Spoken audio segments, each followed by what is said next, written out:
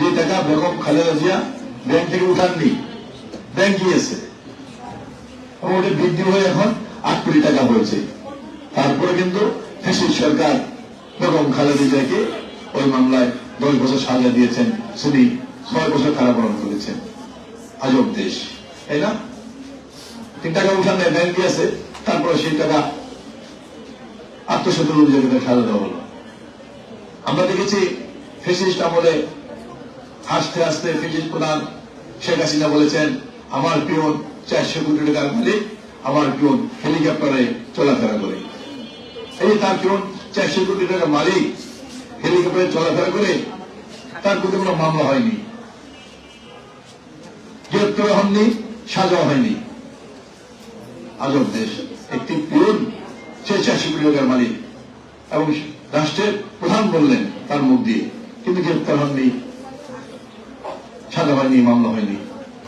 আবার ফ্যাসিস্টের আমলে হঠাৎ করে আমরা পত্রিকায় দেখেছি বাংলাদেশ ব্যাংক থেকে 4000 কোটি টাকা উঠা হয়ে গেল।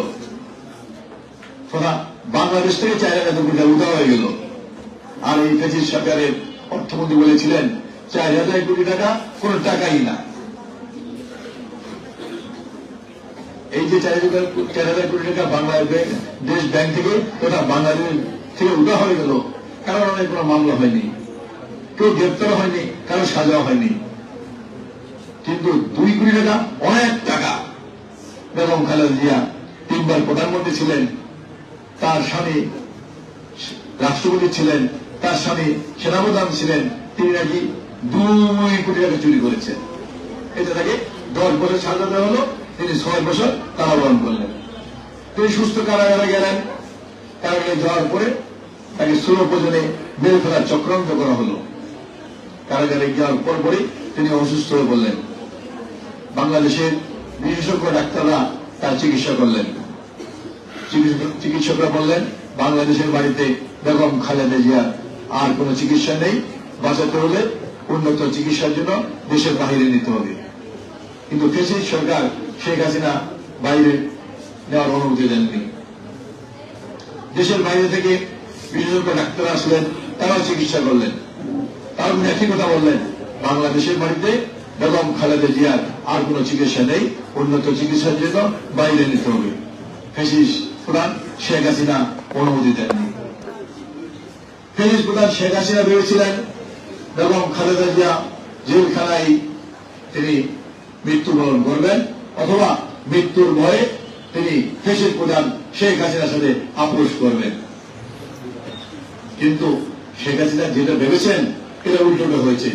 যে নেত্রী দীর্ঘ 9 বছর সুরাতে এরশাদের বিরুদ্ধে আন্দোলন করেছিলেন, সুরাতে এরশাদের সময় তাকে অনেকবার গৃহবন্দী করে রাখা হয়েছিল, অনেকবার তিনি বাসা থেকে বের হওয়ার পরে গাড়ি থেকে নামিয়ে দেওয়া হয়েছিল।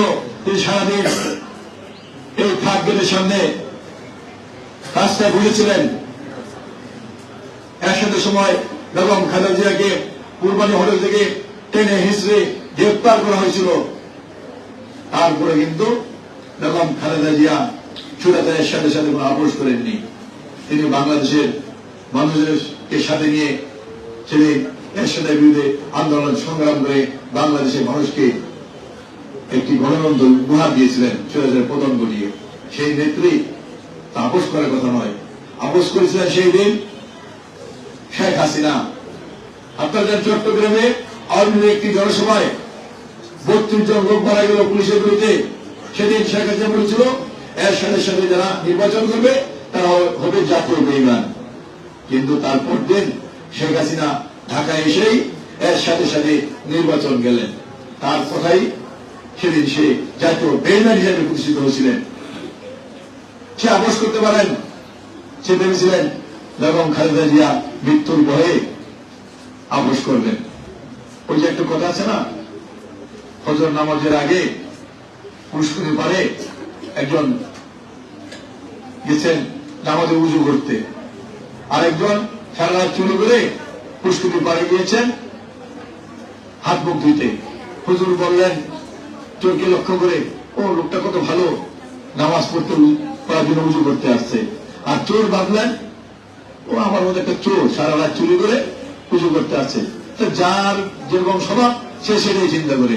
শেখ হাসিনা স্বভাব হলো আপোষ করা, সেটা ওটাই ভেবেছেন বেগম খালেদা জিয়া আপোষ করবেন, কিন্তু না, বেগম খালেদা জিয়া জেলখানা থেকে একটি নির্দেশনা বাংলাদেশের মানুষকে দিয়েছিলেন, একটা আহ্বান করেছিলেন, আমার মৃত্যু হবে, তারপর বাংলাদেশের মানুষ ঐক্যবদ্ধ হয়ে এই ফ্যাসিস্টকে এদেশ থেকে বিতাড়িত করে এই দেশকে মুক্ত করতে হবে, এদেশে গণতন্ত্র ফিরিয়ে আনতে হবে।